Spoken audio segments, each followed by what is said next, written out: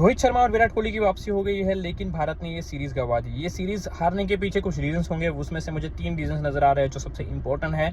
उसमें से 2 रीजंस जो है वो मैनेजमेंट के ऊपर डिपेंड है और एक रीजन जो है वो हमारे भारतीय खिलाड़ी के परफॉर्मेंस के ऊपर डिपेंड है। अगर हम देखें तो पहला सबसे बड़ा रीजन मुझे नजर आता है कि हमने ये सीरीज में बैटिंग ऑर्डर जो डिसाइड किया था, मुझे समझ नहीं आ रहा था केएल राहुल को हम ऊपर क्यों नहीं खिला रहे।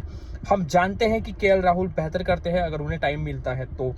देखिए अक्षर पटेल जो है वो बेहतरीन ही कर रहे हैं, वो बहुत दिनों से बेहतर कर रहे हैं। अगर उनके पिछले 3 सालों के कुछ नंबर्स उठाकर हम देखें तो वो बहुत बढ़िया कर रहे हैं। तो मेरे हिसाब से वो 6 नंबर पर भी अच्छा कर लेते, उन्हें शायद 5 नंबर पर खिलाने की जरूरत नहीं थी, वो 6 नंबर पर भी बेहतर करते। केएल राहुल को ज्यादा समय मिलता अगर वो 5 नंबर पर खेलते तो। और नीचे तो मुझे समझ नहीं आता कि नीतीश रेड्डी को ऊपर क्यों भेजा जा रहा, मतलब नीचे क्यों भेजा जा रहा था और वाशिंगटन सुंदर को ऊपर भेजा जा रहा था। वाशिंगटन सुंदर हम जानते, पूरा देश जानता है कि उनका डिफेंस ज्यादा स्ट्रांग है, जबकि जब वो बैटिंग के लिए आए उनका हिटिंग ज्यादा जरूरी थी इंडिया के लिए। तो मुझे समझ नहीं आया कि हमने वाशिंगटन सुंदर और नीतीश रेड्डी के बैटिंग ऑर्डर में भी ये क्यों चेंजेस किए थे। मतलब फालतू डिसीजन था ये मेरे हिसाब से तो बैटिंग ऑर्डर को लेकर। उसकी वजह से हमारे रन कम बने हैं इस सीरीज में।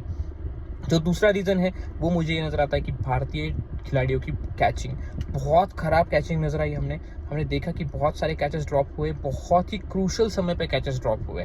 हमने मैथ्यू शॉट का कैच देखा कि जो ड्रॉप हुआ, उसके बाद कई सारे कैचेस हमने ऐसे देखे कि जो ड्रॉप हुए जो बहुत क्रूशल साबित हो सकते थे। तो कैचिंग ये दूसरा रीज़न था कि हमने ये सीरीज़ गंवाई। और कैचिंग टीम इंडिया को बहुत सुधारनी ज़रूरी है क्योंकि एशिया कप से लेकर अब तक बहुत ख़राब कैचिंग रही है टीम इंडिया की। तो ये सेकंड रीज़न था। और थर्ड रीज़न जो है वो है हमारी गेंदबाजी और गेंदबाजों का सिलेक्शन भी। मुझे समझ नहीं आया पहली 2 मैचेस कुलदीप यादव क्यों नहीं खेले, जबकि कुलदीप यादव हमने देखा तीसरे मैच में कितनी इंपैक्टफुल बॉलिंग नजर आई।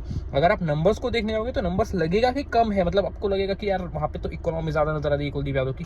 लेकिन अगर हम उनका इम्पैक्ट देखें, अगर आपने मैच में हर एक गेंद देखी है तो समझ में आता है कि उनका इम्पैक्ट कितना था, किस तरह से बल्लेबाज उनके ऊपर अटैक करने जा रहे थे लेकिन फेल साबित हो रहे थे ऑस्ट्रेलियन बल्लेबाज। यही होता अगर पहले 2 मैचों में उन्हें खिलाते तो हमारे लिए शायद वो मेन विकेट टिकर साबित होते। और हर्षित राणा आप देखोगे कि शायद सबसे ज़्यादा विकेट उनकी है सीरीज़ में, लेकिन भाई वो गेंदबाज बिल्कुल भी इम्पैक्टफुल नज़र नहीं आ रहा है। अगर हमने पहले 10 ओवर देखे तीसरे मैच के तो उसमें हमने देखा कि हर्षित राणा ने बॉलिंग की, ऐसा लग रहा था कि बहुत ही ईजिली एक पाटा विकेट पे बल्लेबाज आसानी से उन्हें खेल रहे हैं। ये 3 रीज़न है सबसे बड़े जिसकी वजह से हमने ये सीरीज़ गंवाई है।